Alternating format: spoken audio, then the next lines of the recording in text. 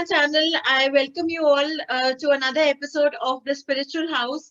And today we are talking about a very popular topic because I have a lot of people ask me a lot of questions, and it's tarot. So we have Sanchi with us. A very warm welcome to my channel, Sanchi. Thank you so much for coming. Who practices tarot, and how did you get into this? How did you start First with of all, tarot? thank you so much, Kanupriya. It's such an honor to be here, and thank you for inviting me and having me over. So my tarot journey, very interestingly, started when the world was going through a pandemic and we were all locked inside the house. Tarot something that always fascinated me, and all these occult sciences always did. I remember ever since I was a kid, and if anyone in the family would mention a pundit or a reader or an astrologer, I would always be there, like in line. Okay, I'm going to be there next, and wanting to get a reading done. So I actually happened to contact someone, and I was like, why not? We're all locked in. No better time. And somehow you always want to do something, but you never really get the time, or it's such a baad mein karenge kind of situation. Yeah. So the day Modi announced the lockdown, I picked up my phone, found people, and I got into it. It took quite some time to get a hang of it. You need to be on a certain level spiritually, mentally, emotionally, to actually help guide people through it. And I think that's the most important part, and something that a reader really needs to tap into is their own personal energies, to be able to get the best out of the person they're doing a reading for. So I'm actually going to be completing a year in a few months. So yeah, really excited. Excellent.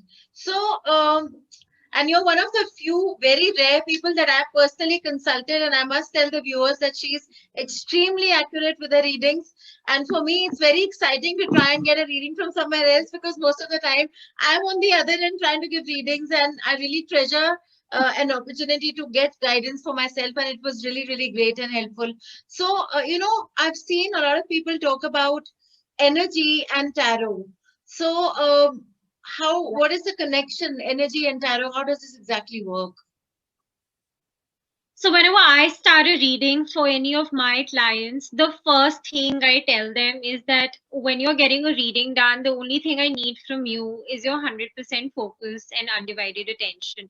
Because tarot solely and wholly works on energies, unlike I do numerology also, which I tell the people, hang upside down like a monkey if you may, it doesn't matter. But when I'm doing your tarot, just give me your 100% because it's solely based on energies, and it's also based on the energies that I give out on the cards. Having said that, something that people always ask me is, but do the cards change the energy? Yes, they do. But having said that, I never recommend people, to keep coming back for a reading. One, because it increases the dependency, which I would never want for anybody. And the second being, till you don't incorporate what the cards have advised you, why come back and hear more of what they have to say? So tarot solely and wholly works on energies, is why a tarot reader also needs to keep the energies really upbeat at all times, right? Which you would know also, a lot of meditation, a lot of Yeah. spiritual cleansing and all of those things. But I think we need to take it a step further, because if you're guiding someone based purely on energy, still you don't reflect that yourself, I don't think you're going to give the best reading out. So, what exactly is tarot, and what is the origin, and how does it? I mean, what does it go back to? What is the history behind it? So it's very interesting. Okay, so there are like millions of stories if you open the internet about how tarot actually originated. So the two that caught my fascination, I'm going to tell you about. So one is apparently that they originated in Egypt. Some people say it originated in Europe. So the ones who say it originated in Egypt, they believe that it was played as a card game at the palace. And there was some palace that caught fire where everything actually burnt down except the tarot deck. is when they actually realize that, okay, fine, there is something mystical about these cards. On the same, or like on a similar, in a similar way, in Europe also, where tarot, they believe in some places where tarot originated, it's actually played as a card game even till date. So the origin actually started as a card game, and over a period of time, people like identified it with spiritual and mystical energies, is how it came into being. So a tarot deck typically has like 78 cards. So you have minor arcana, major arcana, and different variations in that. So when people don't understand what I'm saying, I was like, Teen Patti Kheli hai na, it's like how you have four suits, we have four suits, and that's about it. That's all you need to understand. But yeah. And I've seen that there's so many different types of decks. So what exactly is a deck? And I mean, why do you need so many types of, how does this work? So how it started originally, I think they kept building on the cards, right? So you had your initial card game, which is then identified with certain kind of energies. They kept building on it, and you had different people who just went ahead and they kept creating tarot cards, right? So it's not that you have different cards. There are obviously some decks that are more popular than the others, more widely available, but they're just basically different designs that keep getting incorporated, right? I keep getting messages, on these social media pages. They're like young designers, who are just starting out their journey, also making tarot decks. So it's just basically, so one thing that they say is that the person who creates it, they also charge the first deck that they make, which then goes into mass production and all. So there's a whole lot, but it's just based on, whatever hits with the tarot readers, whatever is easily available. But yes, when you get a deck, or any tarot reader gets a deck, you charge it on your own. So for example, like, you're supposed to put it in a velvet cloth, that the cards are go in a velvet cloth, that cloth goes in a wooden box, keep the wooden box next to you somewhere. So like, for example, I keep it in my bedside drawer, so that you charge it with your personal energy also, and have a conversation with your tarot cards is the most important thing. So you could say that the deck is basically like a tool that further guides your own intuition and helps you guide others with it. And depending on what deck you're using, it's going to create a different sort of vibration. So what I basically mean is, I can take any deck, right? I can just go up on Amazon, go to a store, pick out any deck. How I charge the deck is entirely on the reader itself. The kind of connect I make with the cards, again, some a way that I start my day every morning is that I spread out my cards and have a conversation with them, asking them how they're feeling, how they're doing, take guidance for myself, ask them if there's anything they want to tell me about. And that's the key to it. Any reading depends on how strong your connect with your cards is, and that would reflect in a reading that you do for another person also. So for example, there are people who buy a deck for personal readings. They don't really do readings for other people. But they can. It's not that they can't, and you need to be a certified tarot reader. If your connection with your deck is spiritually, mentally, and emotionally strong, it's going to give you the answers that you're looking for, regardless who you do the reading for. But apart from being intuitive and, of course, working with energy and connecting to your deck, as you explained, there is a whole lot of study that also goes into tarot, I believe. So for every card, there is a meaning and significance which needs to be learned and understood, right? Yes, there is.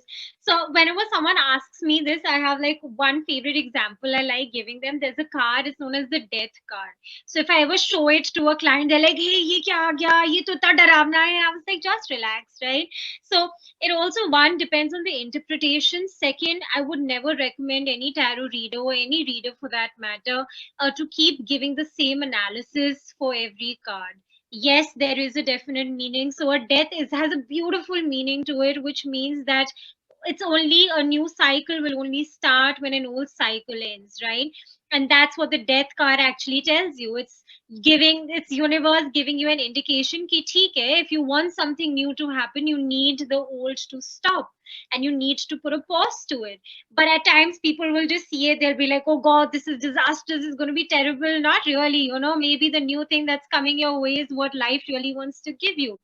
But having said that, I think it's very restrictive for a tarot reader to be giving the same analysis based on any cards. If a card comes for you and a friend of yours, I wouldn't be like, oh no, you need to stop this in your life. Oh, you need to stop this in your life, right? That's where intuition comes into the picture. Yes, there's knowledge, study, analysis, depending on the meaning of the cards, but in what situation you're using it, depending on the question, depending on your own intuition, the energies and the vibrations that you feel at that time is how you read. So basically, one part of tarot was, of course, studying and understanding what the cards mean and signify. But the whole lot of important part of doing a reading is also your own intuition and how you're feeling in that moment. In astrology, in Vedic astrology, there's a term called nimitta or nimit. It basically means that when you sit down as an astrologer to do a reading, you have to observe the environment, and it's something that is written in Sanskrit in in the old scripts and the old texts that we study, that nimitta or the environment trying to give you signals is very important. So I guess a whole lot of tarot is connected to that, and it's important to be in tune with yourself and use your intuition to be able to give someone accurate tarot predictions. I've also seen you in your readings that you tend to use numerology. There's a section where you write down your date of birth and the client's date of birth, and then you do some calculations, and then you come out with this information which is like absolutely accurate and really, really fast. And then you move on to the cards because that's how I've seen you do it. So I'm assuming that the first bit of your session is numerology actually. So you're actually combining numerology and tarot to give out the predictions. So how does that work? So I follow the Losho grid. You have different kind of numerologies. So you have Vedic numerology also that I am currently learning. So the Losho grid that I do, it's basically based on your date of birth, right? Which obviously doesn't change. So there's certain inherent qualities that everyone is born with according to the Losho grid, which obviously don't change. But different features or different characteristics enhance during different stages of one's life. The only reason I personally like starting with it is I use it as an icebreaker. So a lot of people who come to you, they're like, shit, pata nahi, what is she going to tell us? She's going to turn our life around. Don't tell us anything scary. I'm like, first of all, I'm not telling you anything scary. So the numerology bit, because it's just for like 10 minutes or so, it acts like an icebreaker where I get comfortable into the reading with the person feels more confident because it's very accurate, right? And then by the time we reach tarot, they're just eased out, and when I start my reading, I just tell them, I was like, the only thing I need you to do is enjoy the process, do not stress, and whatever's coming to your heart, I want that out on your mouth. So I think it's just an icebreaker based just on your date of birth, and yeah, it's pretty accurate actually. And another question that I have for you is that so Vedic astrology gives you a whole lot of options which are called Vedic remedies, which are actually tools or things that you can do to change the current scenario. Does tarot also provide solutions in a way or remedies in a way that could change things? And also, second part of my question being that are predictions short term or they can also be long term? Okay, so whenever I talk about tarot to anybody, and if anyone ever asks me, I'm just going to rephrase that question of yours a little bit to answer it. They ask me, is this something permanent?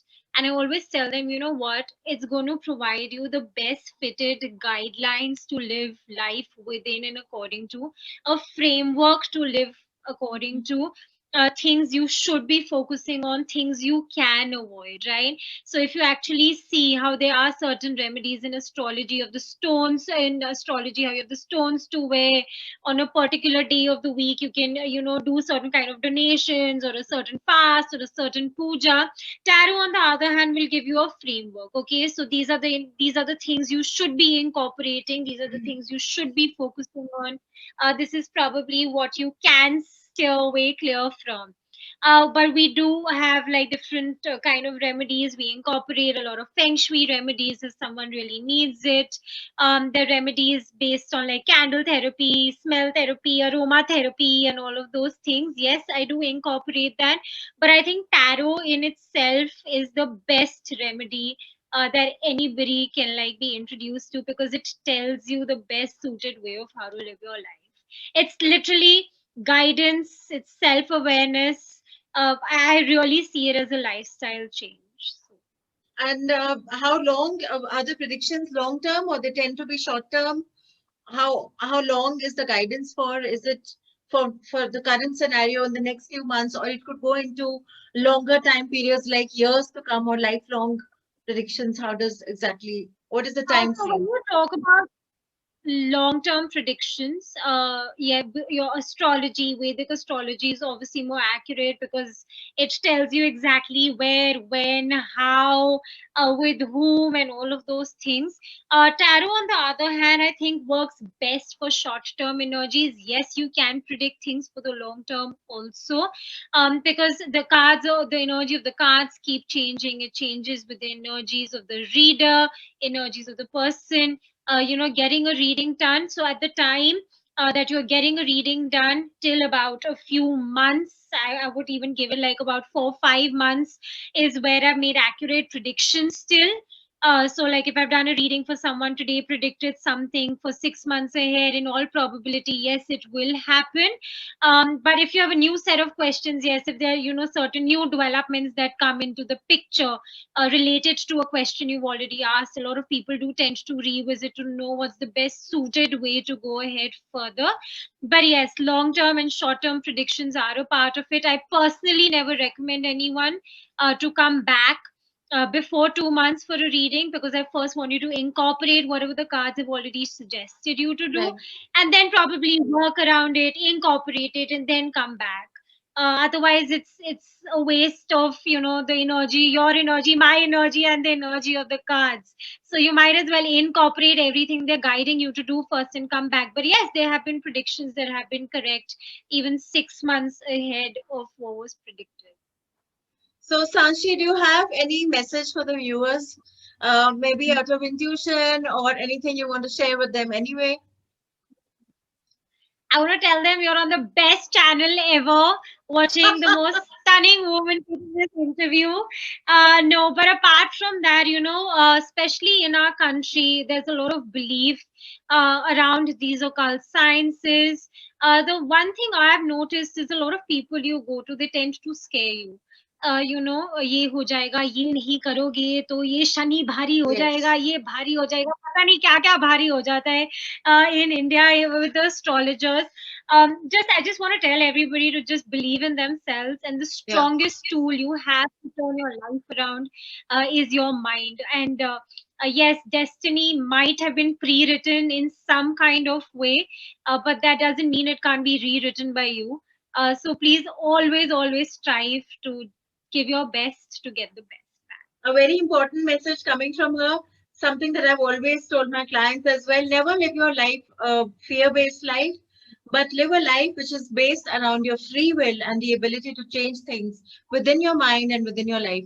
So, in case clients want to get in touch with you, Sanchi, how can they get in touch with you? What is the name of your Facebook page or Insta handle? How do you operate? How can someone contact you for a reading? So it's called the House of Tarot, and I have to tell you this because one of your first questions was about a tarot deck, if you remember. So Yeah. when I was trying to find a logo for that, I actually found the first tarot deck ever created, and the cover of it is something I worked around and incorporated in my own ways of things I wanted and I didn't want. So it's called the House of Tarot. I am the most active on Instagram, Facebook too, but the most active is my Instagram account. And otherwise, I will share my email ID. Sure. So you can email her, you can find her on Instagram, you can find her on Facebook. I can personally vouch for her. She's absolutely brilliant with her work. Her guidance is absolutely direct, crisp, and very accurate. So it's so good to speak to you. I'm so happy that we were able to do this. Thank you so much.